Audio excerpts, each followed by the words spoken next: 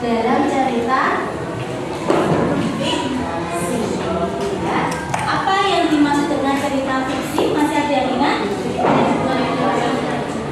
Ya, cerita yang berdasarkan khayalan atau tidak nyata. Hari ini kita akan mengidentifikasi unsur-unsur yang ada dalam ceritanya. Nah, anak-anak sebelumnya kemarin sudah terus bagikan link ya gaya belajar. Ada yang mau menceritakan gaya belajarnya? Setelah kamu melakukan assessment terhadap diri kamu sendiri, Mas Farel coba hasilnya apa Mas Farel? Yang dominan apa? Kinestetis. Sesuai dengan realnya? Iya, sesuai. Ya. Kemarin kita ada yang unik 33 jadi rata semua. Siapa coba? Mbak Nadine sama Mbak Faras. Ternyata gaya belajarnya dia bisa auditory, bisa visual, bisa kinestetis. Ada yang dominan visual? Iya, visual itu berarti dia gaya belajarnya cenderung melihat, ya menonton, melihat apa yang dia lihat, ya. Ada yang auditory dengan cara mendengarkan, ya. Oke, nah ini Bu sudah merekap hasilnya ya tentang gaya belajar yang kalian sudah lakukan. Oke. Nah, jadi nanti sebelum pembelajaran unsur intrinsik dalam cerita, Uus akan membagi kalian berdasarkan gaya belajarnya, ya. Nah, untuk apa? Karena di sini Uus mau mengajak kalian untuk belajar sesuai dengan passion atau potensi kalian, ya, sesuai dengan gaya belajar. Apakah nanti semakin mudah, semakin susah, atau semakin ya saja.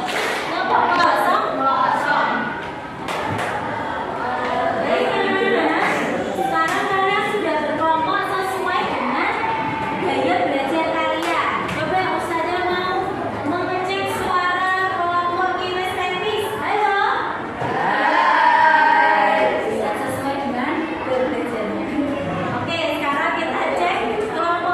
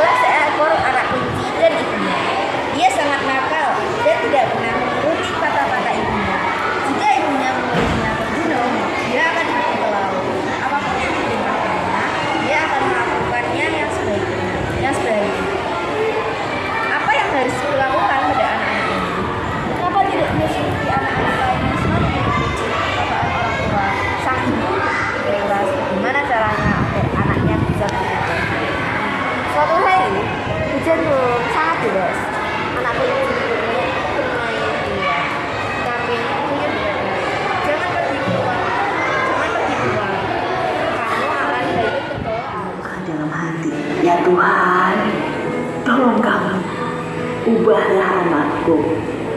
Lepaskan dia dari sifat malasnya. Setelah pulang dari ladang, Ibu Darmi pulang ke rumah. Betapa terkejutnya. Di sana tak ada makanan yang bisa dimakan.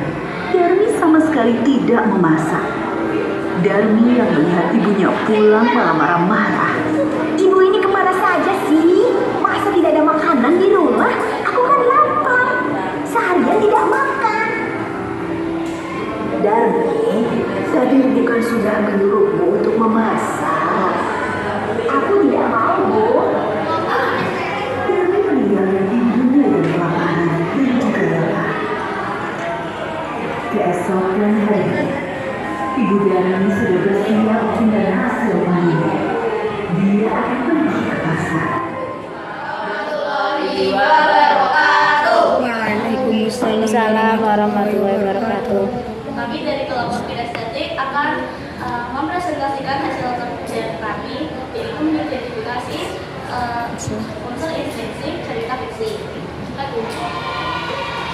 Kemudian dari saya adalah tema cerita keniscayaan yang timbul akibat perbuatan tupai, tokoh, tupai dan rajin.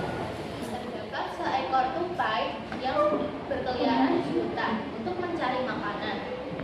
Saat setelah lama berkeliaran, ia menemukan kebun Pak Tani.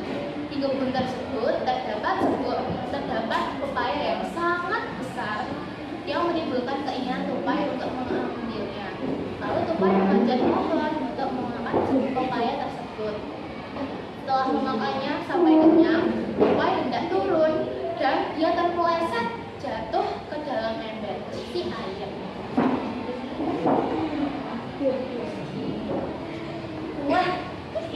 Wah, itu bayanganku. Kenapa aku berubah menjadi ungu? Siapa kau? Aku belum pernah melihatmu. Namaku adalah Raja Ungu. Aku adalah utusan dari Raja Matahari. Aku ditugaskan untuk menguasai hutan ini. Jika ada satu hewan yang tidak patuh terhadap perintahku, maka Raja Matahari akan menurunkan suhu yang sangat panas sampai kalian akan kepanasan.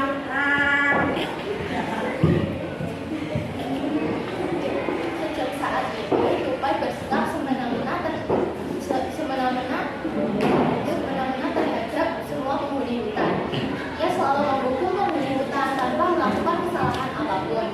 Ibarat di suatu hari, saat ia sedang berpesta pora, langit tiba-tiba menjadi gelap dan turun hujan yang membuat warna di tubuh tupai luntur. Dan akhirnya tupai diketahui oleh seluruh penghuni hutan bahwa dia adalah seekor tupai biasa. Lalu penghuni hutan menghukum tupai atas perbuatan yang dilakukannya. Amanat yang dapat kita sampaikan adalah kita tidak boleh berbuat semena-mena dan suatu hari kita akan dapat balasannya. Warahmatullahi wabarakatuh. Waalaikumsalam. Kami akan mempresentasikan hasil diskusi. Kelompok kami terdiri dari Atin, Zara Nabil, Ida, aku, Laura Hasna. Yang cowok terdiri dari Asri, Nabil Azwari, dan Arya.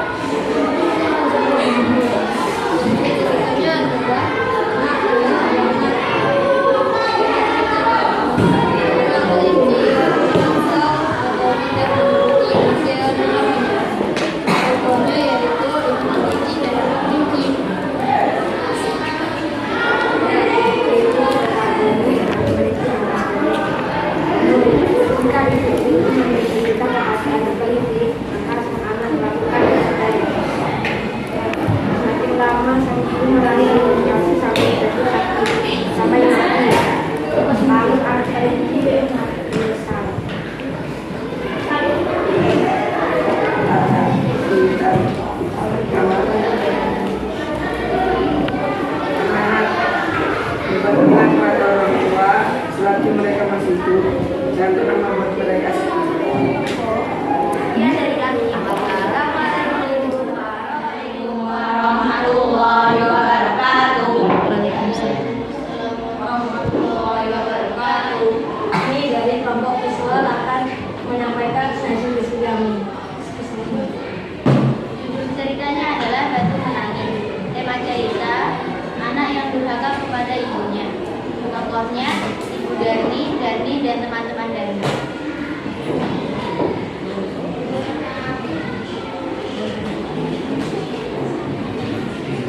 Kalau cerita berawal dari ibu yang bertani dan anaknya yang durhaka kepada ibunya yang bernama Darni.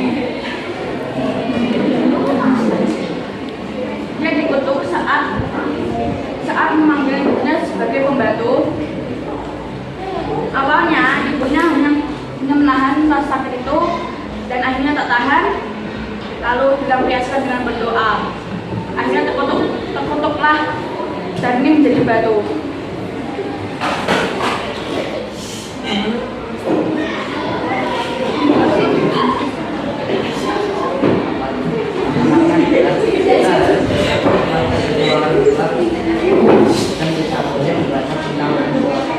Kemudian yang bisa kami sampaikan dari kata mohon